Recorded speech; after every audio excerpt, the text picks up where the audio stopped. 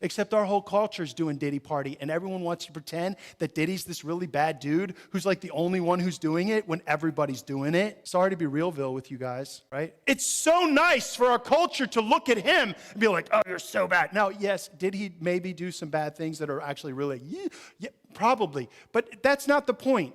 The point is we feel self-righteous when we point at another person and judge them. Zero judgment, just observation, okay? The culture does crazy, wicked stuff. And you're surprised, verse 4, that you don't join them in their reckless, wild living, and they heap abuse on you.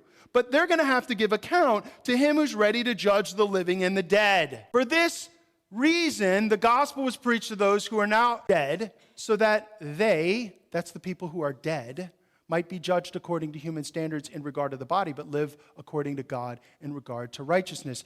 What you have to remember is that in Roman culture, just like the majority of our culture today, they thought that Christians were ridiculous.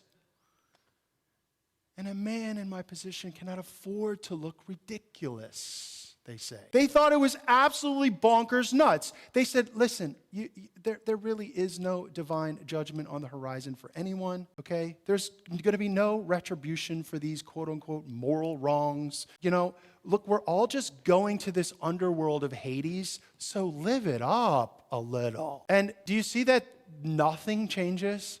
Like, our culture doesn't believe in the same structural worldview as the ancient Romans, but they basically have the same shape. They're like, dude, there's like no punishment for this. Like, what are you talking about? When I die, I'm dead.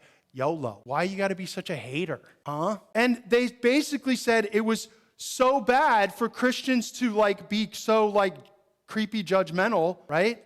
And they were like, basically, not only are you like trying to act like you rule the world, but you're basically antisocial. Do you have to be such a buzzkill? They would say, you are foolish, you are antisocial. You are the toxic person, oh, evangelical Christian. And number two, they say, listen, there is no universal moral truth. There's no reason to believe that there's an afterlife. There's no proof that there's a God. Give me a break, okay?